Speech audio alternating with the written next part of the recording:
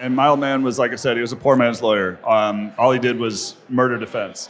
And so coming up, talking about the latest murder trial was pretty common at the Schreiber dinner table. And what you learned through that was he wasn't getting people off most of the time. I mean, half the time there was a confession and there's 50 eyewitnesses. But what he taught me was that teaching people, killing people to teach people that killing people was wrong doesn't work. And it disproportionately affects poor people and poor people of color. And so the state has the awesome power to take away your life or your liberty. They must be held to an awesome responsibility, to an awesome burden to do that.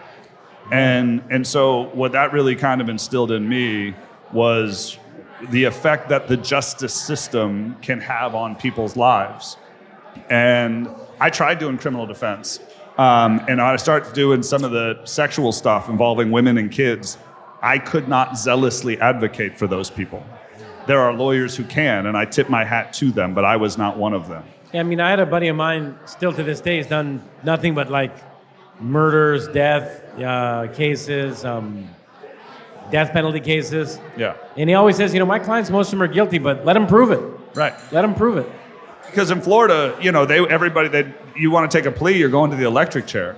Right, so this was about, and that was my old man's claim to fame was after I think 52 first degree and second degree murder cases, nobody ever got the chair.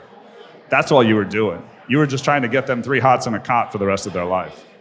But all that being said, he also taught me there wasn't a lot of justice in the criminal justice system. And so, when I was in law school, he said, try to go to the civil side, make some money and do some good.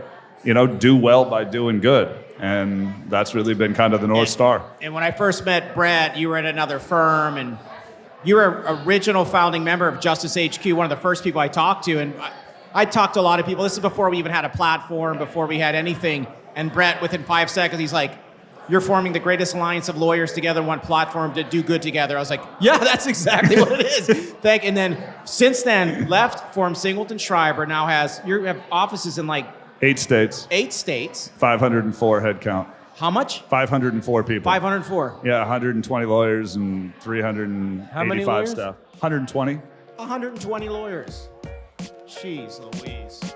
All right, well, we might need another pour after that. I'm Bob Simon. Thanks for watching Bourbon of Proof. Click to subscribe.